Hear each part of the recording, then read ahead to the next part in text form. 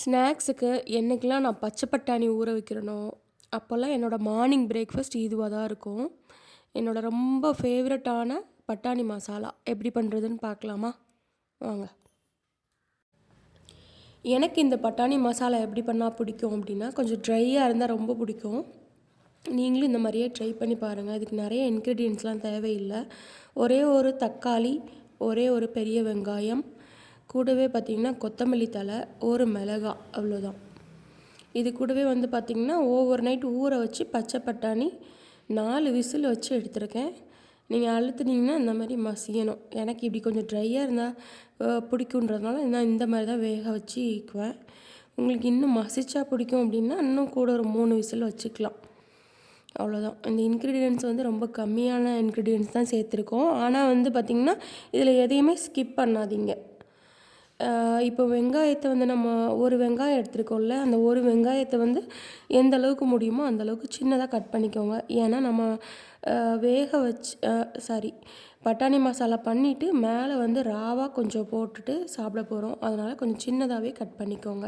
இந்த ஒரு வெங்காயத்தில் பாதி வெங்காயம் பார்த்திங்கன்னா தாளிக்கும் போது நம்ம போட்டு மசாலாவுக்கு யூஸ் பண்ணுவோம். மீதி பாதி வெங்காயத்தை பார்த்திங்கன்னா முடிச்சதுக்கப்புறம் மசாலா பண்ணி முடிச்சதுக்கப்புறம் மேலே ஸ்ப்ரெட் பண்ணி சாப்பிடுவோம். தக்காளி முடிஞ்ச அளவுக்கு நல்லா பழுத்த தக்காளி எடுத்துக்கோங்க.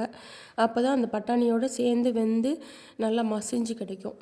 இந்த கொத்தமல்லி தழை பார்த்திங்கன்னா ஃப்ரெஷ்ஷாக எடுத்துக்கோங்க. அதே மாதிரி பார்த்திங்கன்னா தண்டு பகுதியை நீங்கள் மசாலா பண்ணுறதுக்கும் மேலே இருக்க தலை பகுதி, அதாவது இலை பகுதி வந்து பார்த்திங்கன்னா மசாலாலாம் பண்ணி முடிச்சுட்டு மேலே வெங்காயத்தோடு சேர்த்து ஸ்ப்ரெட் பண்ணுறதுக்கும் வச்சுக்கோங்க. நான் இப்போ பார்த்திங்கன்னா தண்டு பகுதியை நல்லா கட் பண்ணி சின்ன சின்னதாக எடுத்துக்கிட்டேன். இதை வந்து மசாலா பண்ணும்போது நம்ம போட்டுக்கலாம். ஓகேவா?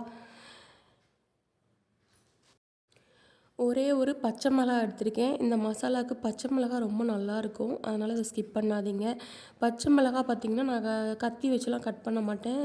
கிச்சன் சிசர் இருக்கும்ல, அதை வச்சு டேரெக்டாகவே கட் பண்ணி அப்படியே மெல்லிசாக கட் பண்ணி போட்டுருவேன். பச்சை மிளகா வந்து நம்மளுக்கு தெரியாத அளவுக்கு மசாலாவோடு சேர்ந்து வெந்து இருக்கும், நல்லாயிருக்கும். இப்போ எப்படி பண்ணுறதுன்னு பார்க்கலாம். கொஞ்சமாக தாளிக்கிறதுக்கு எண்ணெய், கடுகு, பெருஞ்சீரகம், சீரகம் எந்த அளவுக்கு வேணுமோ நீங்கள் பட்டாணி எந்த அளவுக்கு எடுக்கிறீங்களோ அதுக்கு தகுந்த மாதிரி நீங்கள் போட்டுக்கலாம். இப்போ பெருஞ்சீரகம் பாருங்கள், கலர்லெஸ்ஸாக இருக்குது பாருங்கள். இதுதான் வந்து ஒரிஜினல் பெருஞ்சீரகம். இப்போ வந்து நிறையா டார்க் கலரில், க்ரீன் கலர்லலாம் கலர் போட்டு வருது. அதெல்லாம் நீங்கள் வாங்காமல் அவாய்ட் பண்ணுறது நல்லது. இப்போது நம்ம நறுக்கி வச்சுருக்க பெருஞ்சீரகம், அது கூடவே நம்ம நறுக்கி வச்சுருக்க பழுத்த தக்காளி, இதெல்லாம் சேர்த்தே போட்டுக்கலாம். இது கூடவே கொஞ்சம் கருவேப்பிலையும் போட்டுக்கலாம். இதெல்லாம் எல்லாமே சேர்ந்தே போட்டுடலாம். கடுகு, பெருஞ்சீரகம், சீரகம் இதெல்லாம் நல்லா பொரியிற வரைக்கும் மட்டும் வெயிட் பண்ணுங்கள். அப்புறம் நம்ம நறுக்கி வச்சுருக்க எல்லாத்தையுமே ஒன்றாவே போட்டுடலாம். கூடவே கொஞ்சமாக கருவேப்பிலையும் நறுக்கி அந்த பச்சை மிளகாய் எடுத்து வச்சுருக்கோம்ல, அதை லைட்டாக கட் பண்ணி சிசரை வச்சு கட் பண்ணி நல்லா மெல்லிசாக போட்டுக்கோங்க. அப்போ நம்மளுக்கு வந்து பச்சை மிளகாய் காரம் வந்து நல்லா இறங்கி, அதே மாதிரி பார்த்திங்கன்னா பச்சை மிளகாய் தெரியவே தெரியாது.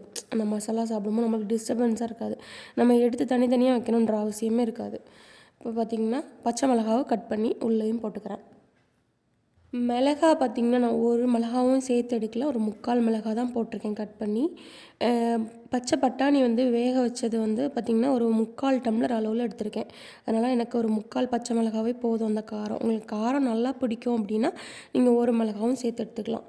இப்போ அந்த வேக வச்சு அந்த பச்சை பட்டாணியை நல்லா கைட்டே கொஞ்சமாக மசிச்சு விட்டுக்கிறேன். நீங்கள் வேணும் அப்படின்னா நல்லா மசிச்சு கூட எடுத்துக்கலாம். எனக்கு வந்து இந்த மாதிரி ட்ரையாக இருந்தால் ரொம்ப பிடிக்கும். ஒன்றும் பாதியமாக கொஞ்சம் கைட்டு நானே ரஃப்பாக மசிச்சுட்டு அது கூடவே சேர்த்துக்கலாம். வெங்காயம், தக்காளி ரெண்டுமே மசிஞ்சதுக்கப்புறம் நீங்கள் பட்டாணி சேர்க்கணுன்ற அவசியம்லாம் கிடையாது. நம்ம வந்து டேரெக்டாகவே அப்படியே ஆட் பண்ணிக்கலாம். அப்போ நம்ம ஒரு 10 நிமிஷம் வேக விடும்போது இந்த தக்காளி சேர்ந்து மசிஞ்சு கரெக்டான பதத்தில் கிடைக்கும்.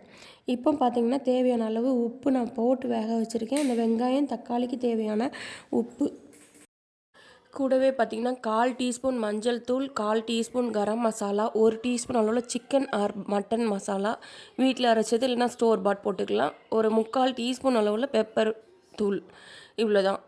நம்ம வந்து பட்டாணி வேக வச்சு தண்ணியோடு சேர்த்துருக்கிறதுனால நம்மளுக்கு வந்து நல்லா நிறையா வாட்டரியாக தான் இருக்கும். அதனால் நல்லா 10 நிமிஷம் லோ ஃப்ளேமில் வச்சு வேக விட்டு எடுத்தோம் அப்படின்னா நம்மளோட பட்டாணி மசாலா ரெடி ஆயிரும்.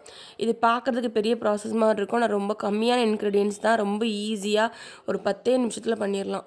இப்போ பார்த்திங்கன்னா மசாலாவுக்கு நம்ம நறுக்கி வச்சுருக்க அந்த ரா வெங்காயத்தையும் கூடவே பார்த்திங்கன்னா அந்த கொத்தமல்லி தலையையும் தூவி நம்ம சாப்பிட்டோம் அப்படின்னா ரொம்ப நல்லாயிருக்கும். ட்ரை பண்ணி பார்த்துட்டு உங்களோட ஃபீட்பேக் என்னன்னு சொல்லி கமெண்ட் செக்ஷனில் சொல்லுங்கள்.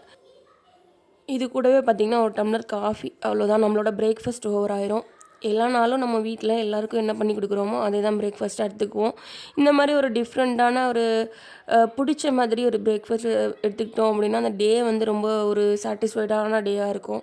நீங்களும் இந்த மாதிரி ட்ரை பண்ணி பாருங்கள். உங்களுக்கு பிடிச்ச மாதிரி ஏதாவது ஒரு பிரேக்ஃபாஸ்ட் டைமோ இல்லைனா லன்ச் டைம்லேயோ உங்களுக்கு பிடிச்ச மாதிரி ஒரு சில விஷயங்கள் பண்ணி சேஞ்ச் பண்ணி நீங்கள் சாப்பிட்டு பாருங்கள். உங்களுக்கும் ரொம்ப பிடிக்கும். நான் இப்போ என்னோடய பிரேக்ஃபாஸ்ட் சாப்பிட போகிறேன். உங்களுக்கு வீடியோ பிடிச்சிருந்தது அப்படின்னா கண்டிப்பாக என்னோடய சேனலை சப்ஸ்கிரைப் பண்ணுங்கள். Thank you friends. தேங்க்யூ ஃபார் வாட்சிங்.